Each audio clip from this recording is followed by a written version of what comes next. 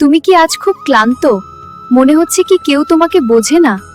তবে শোনো, শ্রীকৃষ্ণ বলেছেন, কেন তুমি বৃথা চিন্তা করো, কেন তুমি অকারণে ভয় পাও? মনে রেখো, যা হারিয়েছ তা কি তুমি সাথে করে এনেছিলে? তুমি খালি হাতে পৃথিবীতে এসেছিলে, আর খালি হাতেই ফিরে যাবে।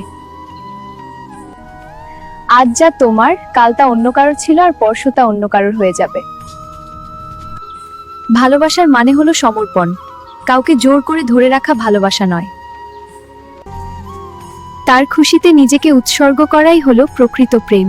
তাই ফলের আশা ত্যাগ করে শুধু তোমার কাজটুকু করে যাও।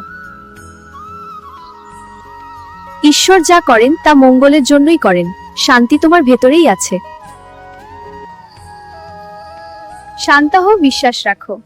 এরকম গল্প পেতে হলে লাইক, সাবস্ক্রাইব করো। কমেন্টে লিখো রাধে রাধে, কমেন্টে লিখো রাধে রাধে।